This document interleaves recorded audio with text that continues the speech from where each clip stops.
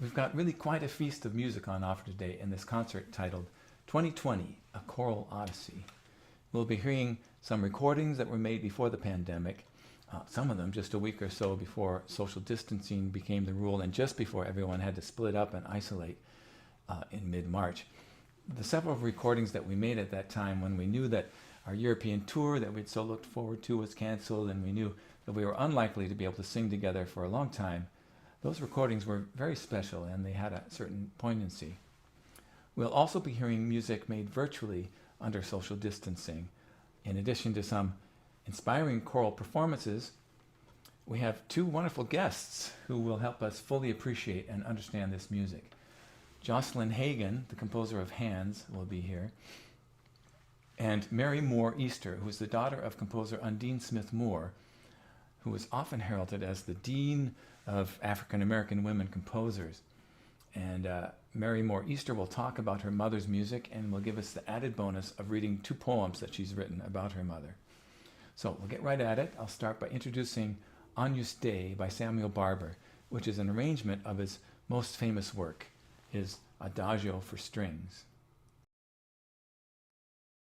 In 1937, the 27-year-old Samuel Barber sent his arrangement of the second movement of his string quartet and his newly written essay for orchestra to the great conductor Arturo Toscanini in hopes that he would perform the works.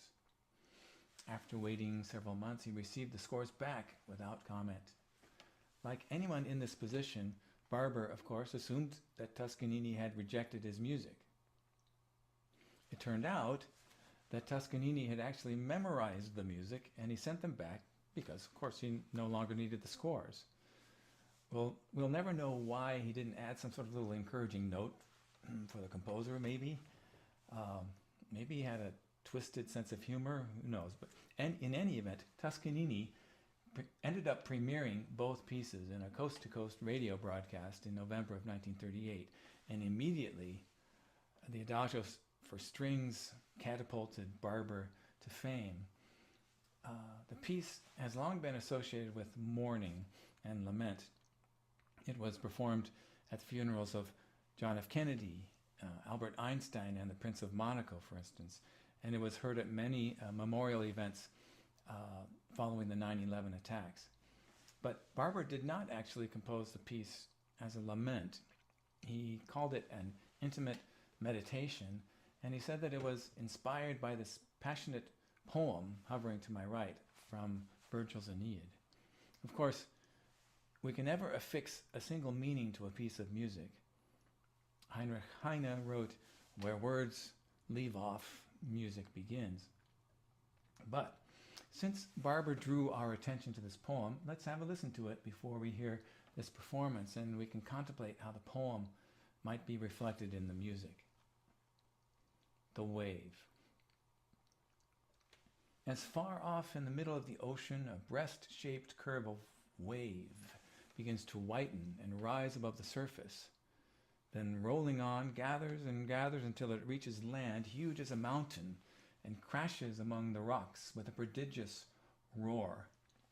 And what was deep comes churning up from the bottom in mighty swirls of sunken sand and living things and water. So in the springtime, every race of people and all the creatures on earth or in the water, wild animals and flocks and all the birds in all their painted colors, all rush to charge into the fire that burns them. Love moves them all.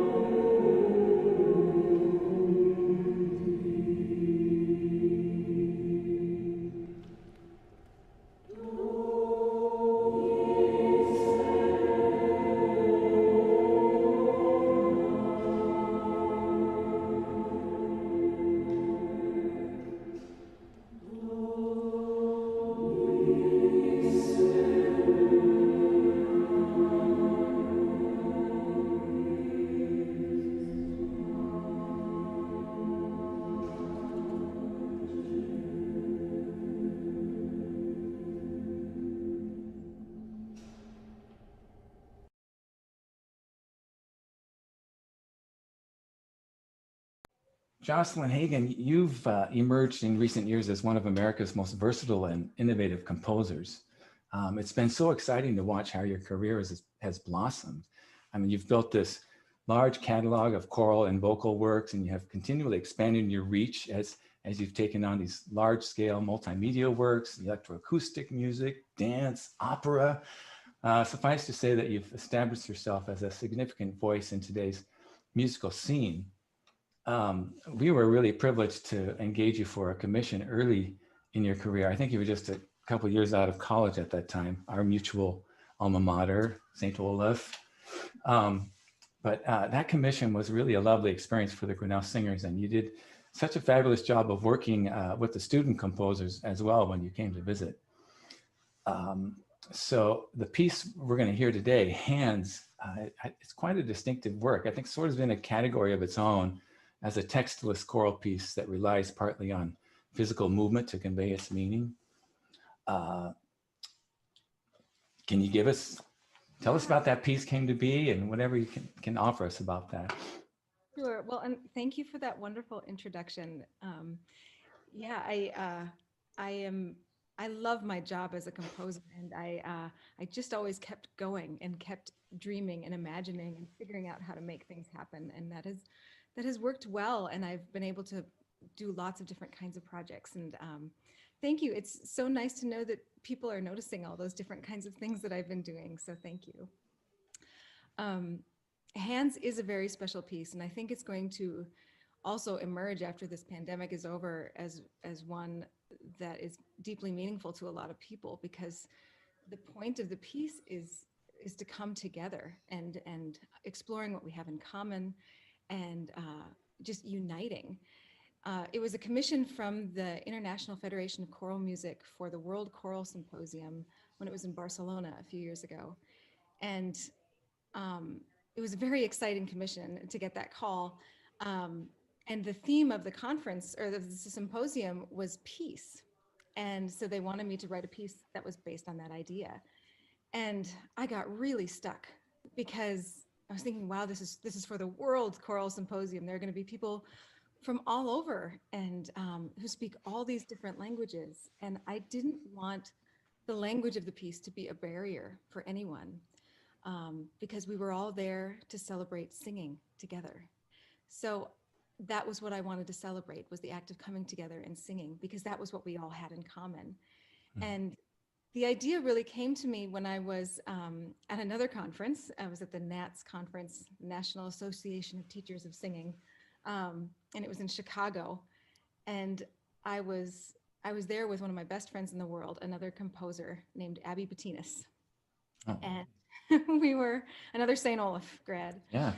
And we were just walking down the streets of Chicago, and we hadn't seen each other in years. So we started to just hold hands and talk, and it was great. I just felt like a young girl again. And I was like, wow, this is what it needs to be about. Just this simple act of like taking someone's hand and what that means. And so that was how it started, that creative process. And a little sidebar, I grew up in a musical family. My mother is a music teacher, and she said that she could always tell when I was happy as a young child because I was singing.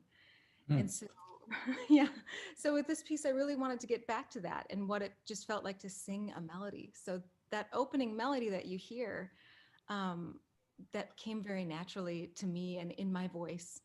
And and yeah, and so I kind of actually wrote it like it was for me. Um, so, and it's fun. I've gotten a chance to sing it a few times with different choirs. And then I also kind of then wrote that, the duet part, the bass part, for my husband. Yeah. So That's amazing. It's a bit of a tough line for it, but oh, it's amazing how his light, high singing is just spectacular on that. yeah, I But really know his voice well, so I knew that he could do that. But I know how difficult that line is to sing. But I love the counterpoint of it, of those two lines and how they interweave. And it also is very folk-like. You know, there's those little kind of Scotch snaps, that kind of motion that you'll find throughout the work. that is really indicative of my style, I think, because I grew up singing, and I come from a family of musicians that, you know, sings around the piano and breaks out the guitars and the violins and just makes music, you know, doesn't look at a score, but just starts to make music. And that is a huge part of my musical upbringing. And I think it shines through in this piece. Yeah, and it's such a memorable tune. And also the structure of the piece, this profile, this really clear climax, utterly just clear and undeniable shape to the piece that you just grasp immediately. And it's also so memorable, memorizable. It's just kind of immediately is taken in, and in a good way. You just can't get it out of your head.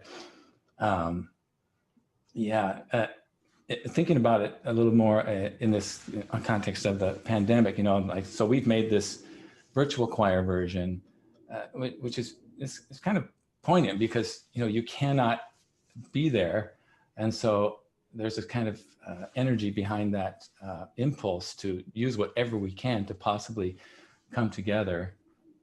One of the students was inspired to make, I asked the students if they could come up with some artwork to help out with our concert. And one of the students made this image. Can you see that?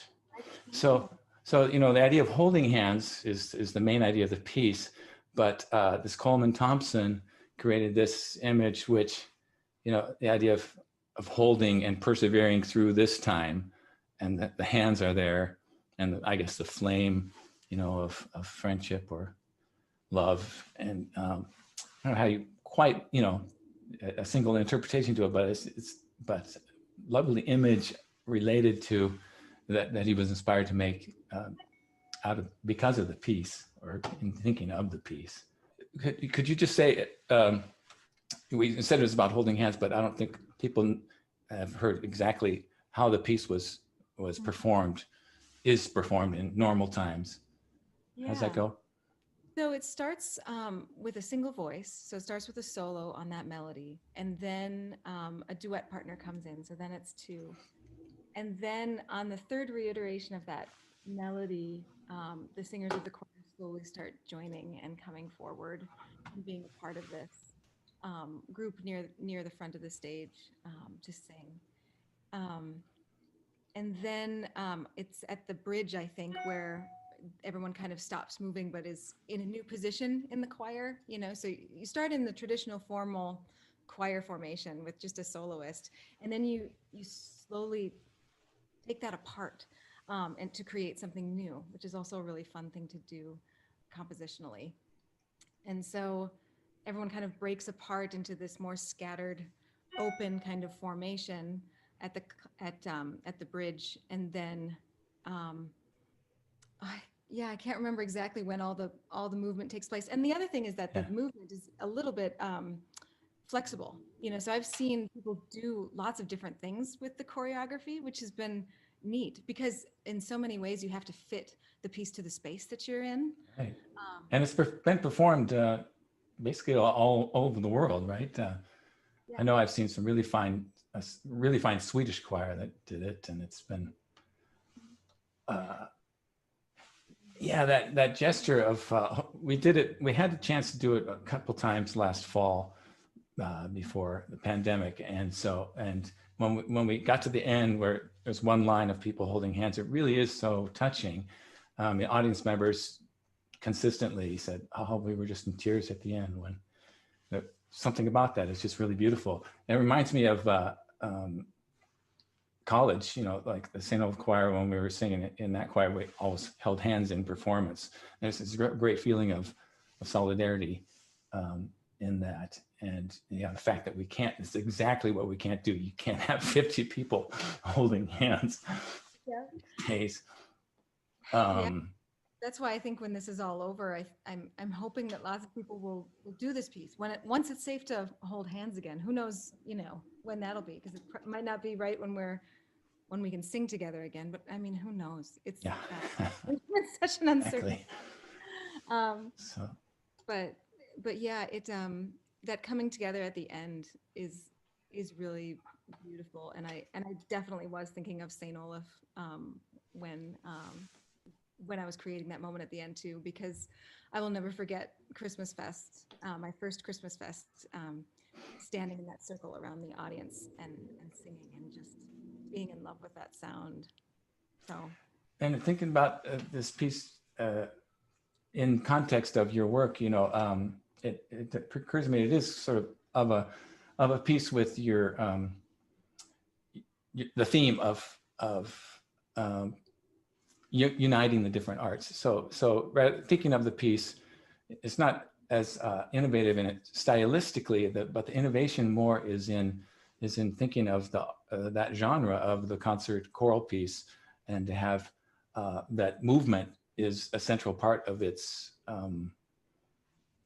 how it expresses or how it makes meaning. And a lot of your other works, it seems like that moving to movement, dance, image, you know, has become an integral part of your of the artwork. Yeah, I started collaborating with a choreographer in 2012, and that completely opened up my world in terms of music composition and the way I thought about things. And we've created a number of pieces together where we're creating the sounds and the movement together, and it's a lovely experience. And yeah, so it has.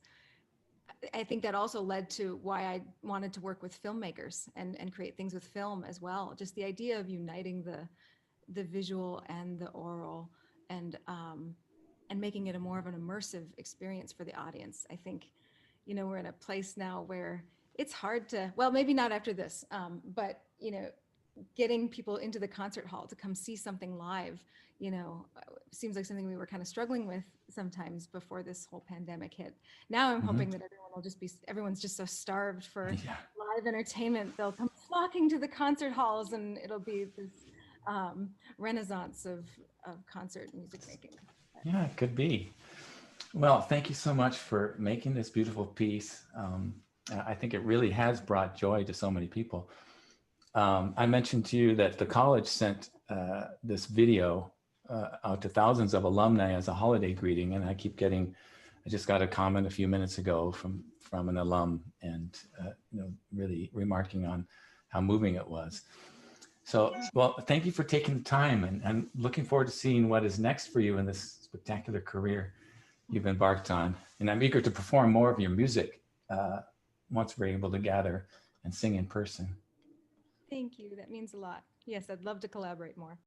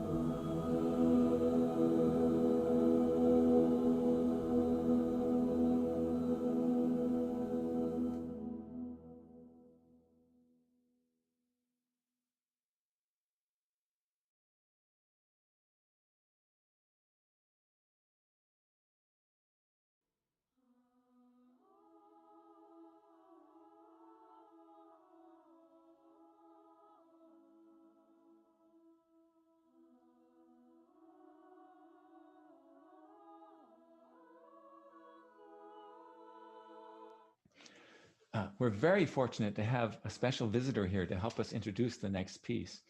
Our guest, Mary Moore Easter, is the daughter of the composer of the next piece.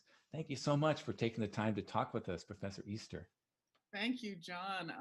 I appreciate being asked. It's an honor that you're doing Mother's work and that I get to be a part of it somehow. So thank you. Such a pleasure.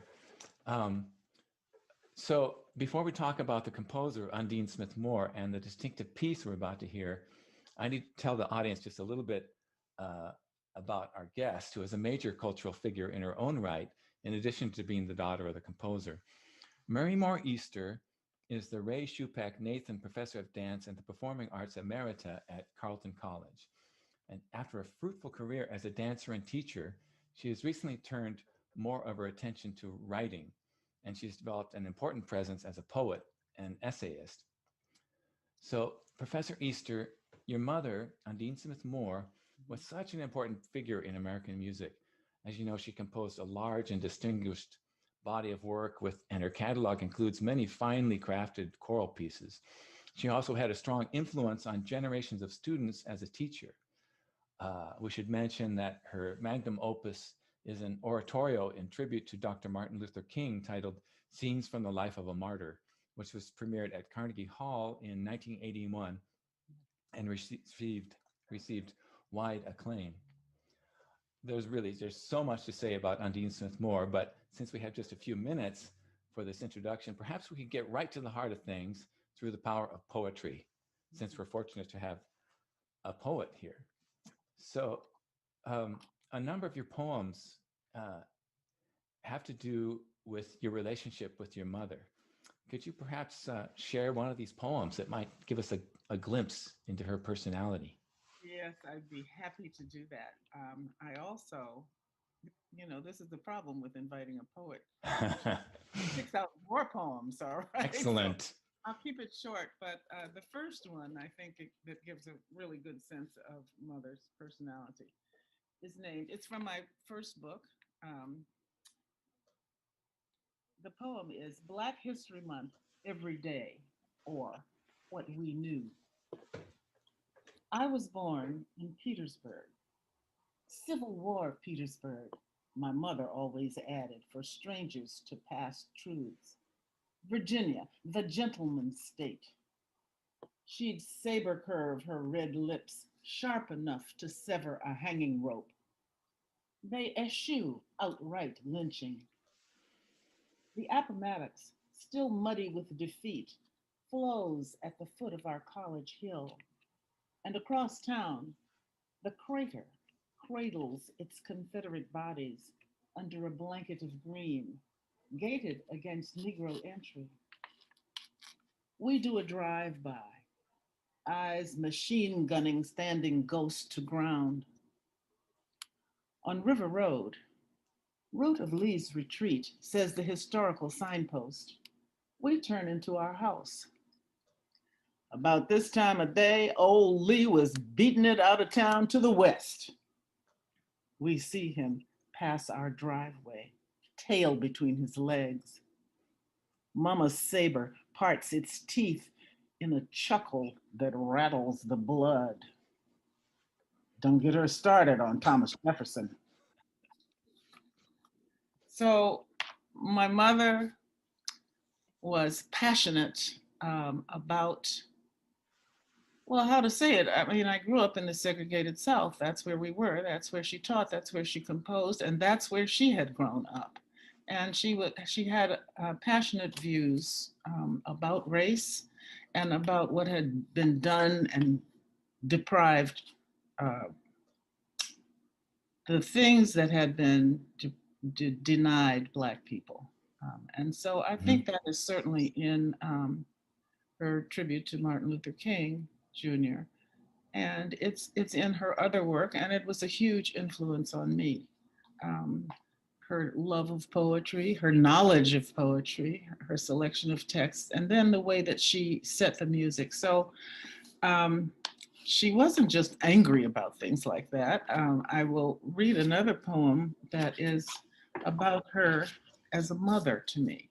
And in many of the poems, even the ones that are not about her, uh, she's a vast part of the background. She's there. So this is my mother early in my life, caring for me as a Black girl that was going to grow up um, in a world that was not prepared to see me as a whole human being.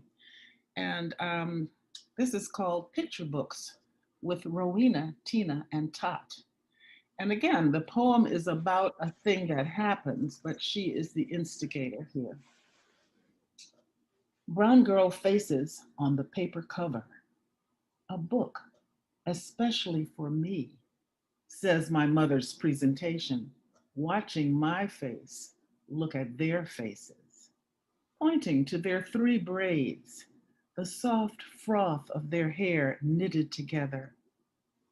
Rowena on top, slanting from a side part down onto her left temple. Tina by the left ear, Tot on the right. It's me, 3 times over. 3 me's. Brown skin, short black braids, girls in my hands, not boys.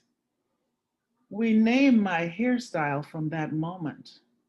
No bangs or crisscross crowns, not Heidi blonde plaits or redheaded Anne. I am blissfully ignorant of the pickaninny landscape, which chains my image behind Heidi, Anne, Laura, cronies of my heart on my shelves for years to come. But here I step out, thanking the artist who gives me this mirror. Wow.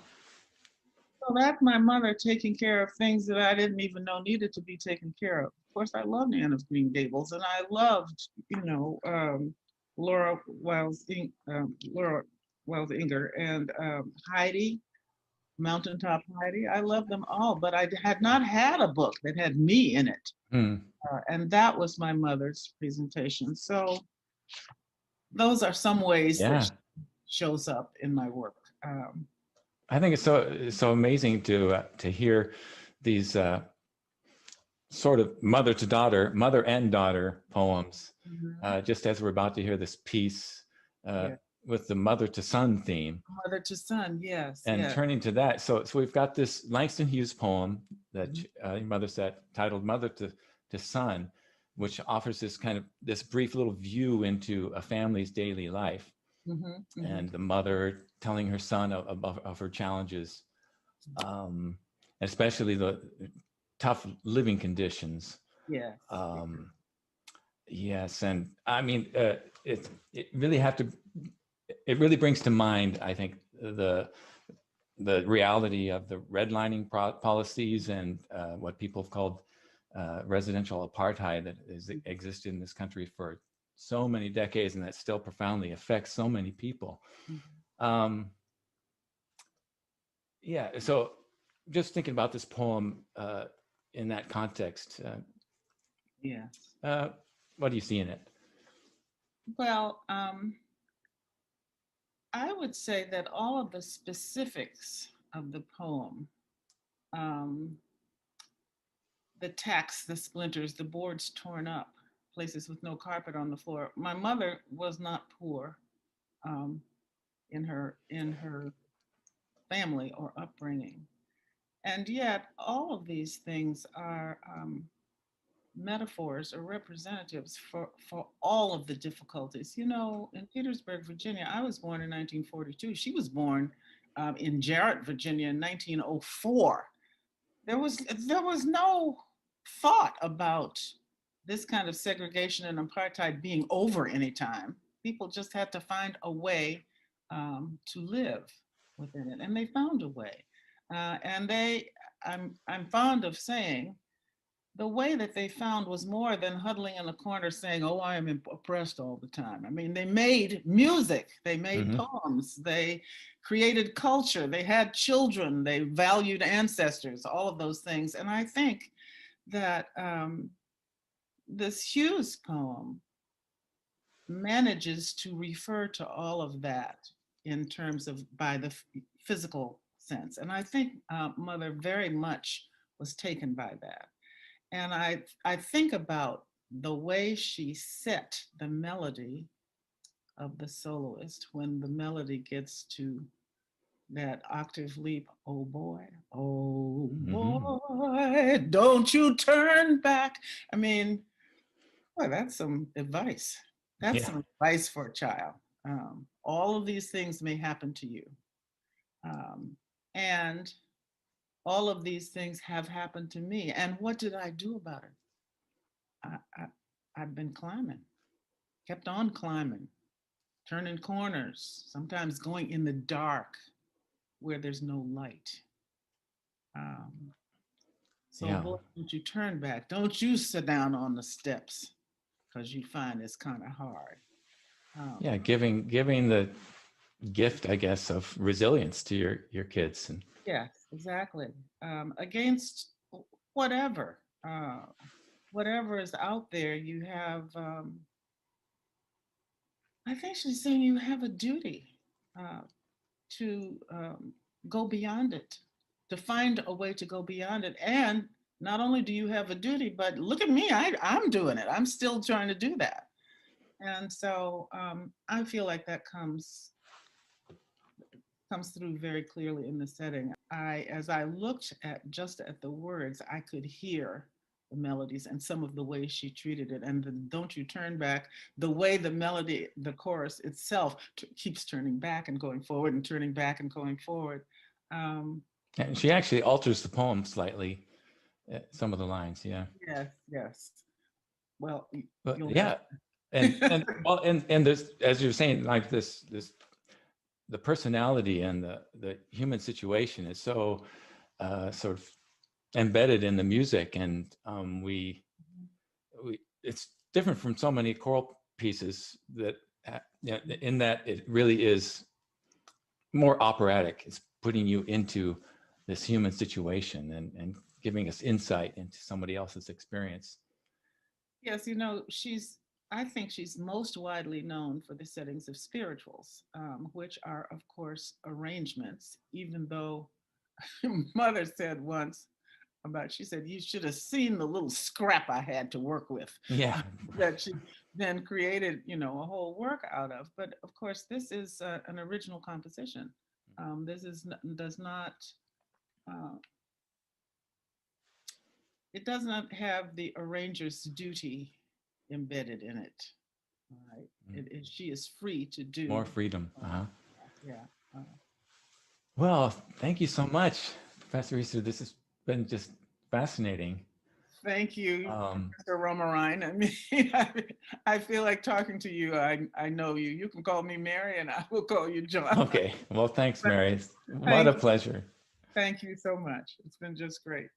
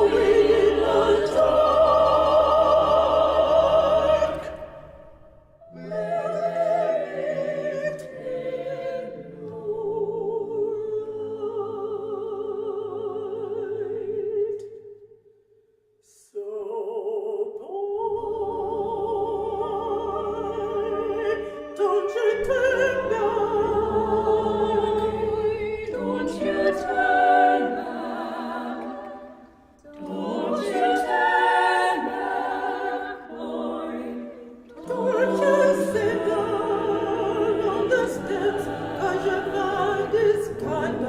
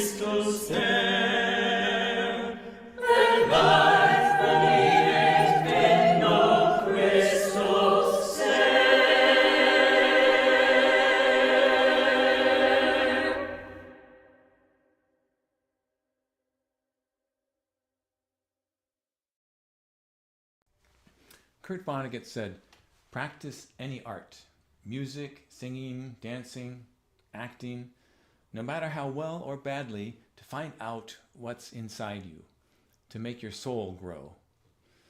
I can think of no better soul-nourishing music than the next piece, the African-American spiritual Deep River, a song that seems to cut right to the heart of things. With just a handful of words and a few simple phrases, it expresses so much longing. We're fortunate to have Associate Professor of Music, Mark Laver, improvising with us on this piece on the saxophone. It's a rare treat for us choral musicians who don't get to improvise that often to be able to engage in this spontaneous form of music making. Noah Burgess is the baritone soloist in this performance.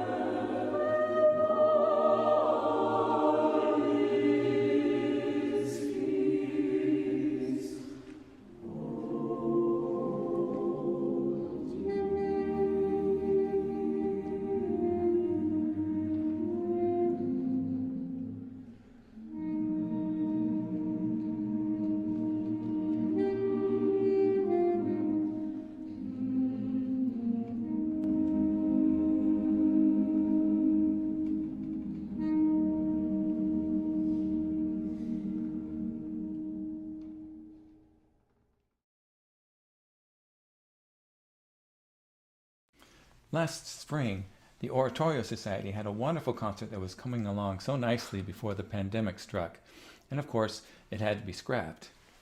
We were able, however, to perform one of the pieces in a virtual choir version, and I'm very glad to be able to share that. We'll hear this lovely part song by Charles Stanford, Beati quorum via integra est, which translates as, "Blessed are they whose way is blameless."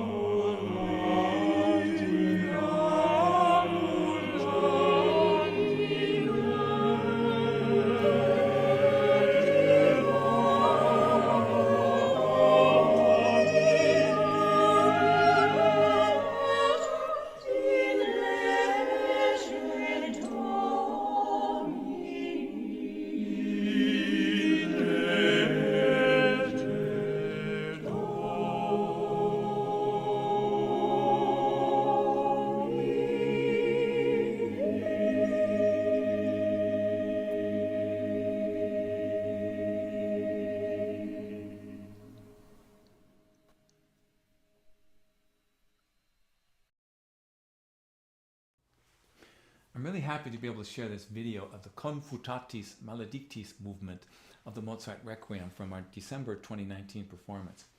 The choir here is the Grinnell Oratorio Society combined with the Grinnell Singers. There are such huge contrasts in this short movement. We start out with this utterly cataclysmic, heavy metal-like bass line that perfectly evokes the frightening imagery of the text, "When the accursed have been confounded and given over to the bitter flames." And then Mozart suddenly breaks away to this delicate, plaintive, just heart-rending appeal from the sopranos and altos who call out, vocame cum benedictis, which means, "Call me among the blessed."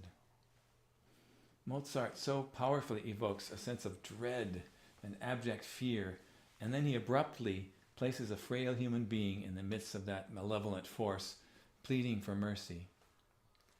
By the way, this is a moment that might be familiar because it is quoted in the film Amadeus.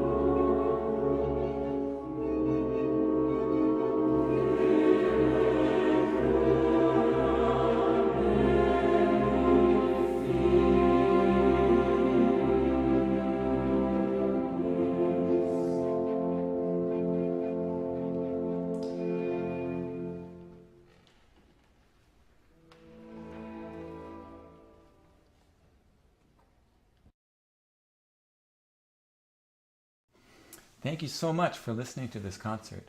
I'd like to offer my thanks to all of the singers for all of their hard work in making these performances. We'll conclude with a couple of notices about upcoming opportunities. First, we're making a virtual version of the Hallelujah Chorus. This is going to be a great project, a lot of fun, and I hope that we can have many, many people participate. We're not able to do our usual Hallelujah Chorus performance in the Bucksbaum Rotunda, so I hope this will offer an alternative and will help to spread some joy. If you Google the Grinnell Virtual Choir, you should be able to find your way to the materials so that you can participate. Secondly, we're very excited about our upcoming commission of Joel Thompson, the composer of 7 Last Words of the Unarmed. In a consortium of 5 choirs, the McAllister Choir, the St. Thomas College Choir, Ars Nova from Boulder, Colorado, and Harvard University, we formed a consortium and will be premiering the work in our respective locations during the 2021-22 season. And Cornell West is collaborating with Joel Thompson on this commission. I believe it will be an important and meaningful project. All right, thanks again for listening.